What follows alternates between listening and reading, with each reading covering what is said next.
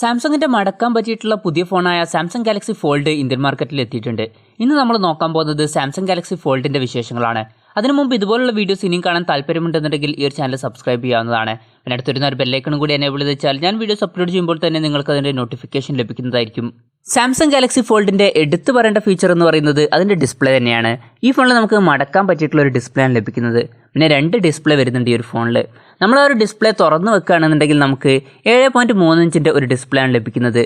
ഇതിൽ flex AMOLED display ആണ് ഉപയോഗിച്ചിരിക്കുന്നത്. പിന്നെ 4.2:3 എന്നുള്ള ആസ്പെക്ട് റേഷ്യോയിലാണ് ഈ ഒരു ഡിസ്പ്ലേ വരുന്നത്. ഇനി ഈ ഒരു ഡിസ്പ്ലേ നമ്മൾ മടക്കി വെക്കുകയാണെന്നുണ്ടെങ്കിൽ നമുക്ക് പുറത്ത് ചെറിയൊരു ഡിസ്പ്ലേ ലഭിക്കുന്നുണ്ട്. 4.6 ഇഞ്ചിൻ്റെ ഒരു സ്ക്രീനാണ് നമുക്ക് പുറത്ത് ലഭിക്കുന്നത്. HD+ അമോലെഡ് ഡിസ്പ്ലേ ആണ് ഉപയോഗിച്ചിരിക്കുന്നത്. പിന്നെ 21:9 എന്നുള്ള ആസ്പെക്ട് റേഷ്യോയിലാണ് ഈ ഒരു ഡിസ്പ്ലേ വരുന്നത്. ഈ ഫോണിൽ നമുക്ക് HDR10+ന്റെ സപ്പോർട്ട് ലഭിക്കുന്നുണ്ട്. അപ്പോൾ നല്ലൊരു ഡിസ്പ്ലേ ക്വാളിറ്റി ഈ ഫോണിൽ നമുക്ക് ലഭിക്കുന്നതായിരിക്കും. പിന്നെ ഫോണിൻ്റെ ഫിംഗർ പ്രിന്റ് സെൻസർ വരുന്നത് ഫോണിൻ്റെ സൈഡിലാണ്. പിന്നെ നമ്മുടെ കണ്ണിനൊക്കെ ഹാംഫുൾ ആയിട്ടുള്ള ബ്ലൂ ലൈറ്റ് ഫിൽട്ടർ ചെയ്യാനുള്ള ഒരു ഫീച്ചർ ഈ ഫോണിൽ കൊടുത്തിട്ടുണ്ട്. പിന്നെ ഫോൺ മടക്കിയാൽ ഫോണിൻ്റെ ബാക്ക് കവറായിട്ട് വരുന്ന ഭാഗം ഗ്ലാസ് ബാക്ക് ബോഡിയുമായിട്ടാണ് വരുന്നത്.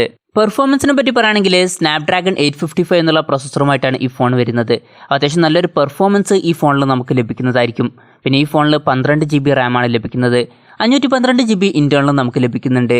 പിന്നെ മെമ്മറി എക്സ്പാൻഡ് ചെയ്യാനുള്ള ഓപ്ഷൻ ഈ ഫോണിൽ കൊടുത്തിട്ടില്ല. ഈ ഫോണിൽ മെമ്മറി കാർഡ് സ്ലോട്ടൊന്നും വരുന്നില്ല.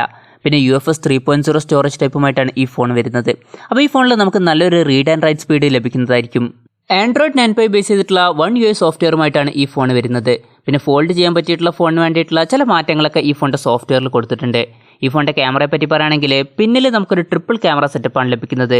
സാംസങ് ഗാലക്സി S10, S10+ എന്നീ ഫോണിൽ കണ്ടിട്ടുള്ള അതേ ഒരു ക്യാമറ സെറ്റപ്പ് തന്നെയാണ് ഈ ഫോണിലും കൊടുത്തിട്ടുള്ളത്. 12 മെഗാപിക്സലിൻ്റെ f1.5 to 2.4 വേരിയബിൾ അപ്പേഴ്സിൽ വരുന്ന ഒരു മെയിൻ സെൻസറാണ് വരുന്നത്.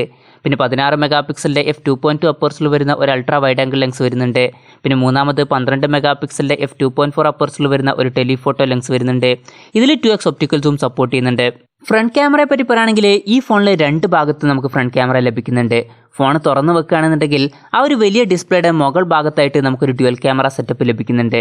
10 മെഗാപിക്സലിൻ്റെ f2.2 അപ്പേഴ്സിൽ വരുന്ന ഒരു സെൻസറും 8 മെഗാപിക്സലിൻ്റെ f1.9 അപ്പേഴ്സിൽ വരുന്ന ഒരു സെൻസറുമാണ് നമുക്ക് ലഭിക്കുന്നത്. പിന്നെ ഫോൺ മടക്കി വെക്കുകയാണെന്നുണ്ടെങ്കിൽ ആ ഒരു പുറത്തെ ഡിസ്പ്ലേയുടെ മുകൾ ഭാഗത്തായിട്ട് നമുക്ക് 10 മെഗാപിക്സലിൻ്റെ f2.2 അപ്പേഴ്സിൽ വരുന്ന ഒരു സെൽഫി ക്യാമറയും ലഭിക്കുന്നുണ്ട്. പിന്നെ ഈ ഫോൺ സ്റ്റീരിയോ സ്പീക്കേഴ്സുമായിട്ടാണ് വരുന്നത്. ഈ ഫോണിൽ ഡോൾബി അറ്റ്മോസിൻ്റെ സൗണ്ട് സപ്പോർട്ട് ചെയ്യുന്നുണ്ട്. ഈ ഫോണിൽ നമുക്ക് 4350 mAh ബാറ്ററിയാണ് ലഭിക്കുന്നത്. പിന്നെ 15 വാട്ടിൻ്റെ ഫാസ്റ്റ് ചാർജിങ്ങും സപ്പോർട്ട് ചെയ്യുന്നുണ്ട്. ഈ ഫോണിൽ നമുക്ക് വയർലെസ് ചാർജിങ്ങിൻ്റെ ഫീച്ചറും ലഭിക്കുന്നുണ്ട്. ഈ ഒരു ഫോണിൻ്റെ വില വരുന്നത് 1,64,999 രൂപയാണ്. അപ്പോൾ ഈ ഒരു ഫോണിനെ പറ്റിയിട്ട് നമ്മൾ ഓവറോൾ പറയുകയാണെന്നുണ്ടെങ്കിൽ മടക്കാൻ പറ്റിയിട്ടുള്ള പുതിയൊരു ടെക്നോളജിയൊക്കെ ആയിട്ടാണ് ഈ ഫോൺ വരുന്നത്. പിന്നെ ഈ ഒരു ഫോണിൽ നല്ലൊരു സ്പെസിഫിക്കേഷനും നമുക്ക് ലഭിക്കുന്നുണ്ട്. പക്ഷേ ഈ ഒരു ഫോൺ മുമ്പ് റിലീസ് ചെയ്തിരുന്ന ടൈമിൽ ഈ ഫോണിൻ്റെ ഡിസ്പ്ലേ പൊട്ടുന്നു എന്നുള്ള കുറേ കംപ്ലയിൻറ്റ് വന്നിരുന്നു. അപ്പോൾ സാംസങ് ഈ ഫോൺ മാർക്കറ്റിൽ നിന്നും പിൻവലിച്ചിരുന്നു. അതിനുശേഷം രണ്ടാമത് ഇപ്പോൾ റിലീസ് ചെയ്തിരിക്കുകയാണ്. അപ്പോൾ ഇത്രയും പൈസ കൊടുത്തിട്ട് ഈ ഒരു ഫോൺ വാങ്ങാൻ ഉദ്ദേശിക്കുന്നവരുടെ മനസ്സിൽ ചെറിയൊരു പേടി വരാനുള്ള സാധ്യതയുണ്ട്.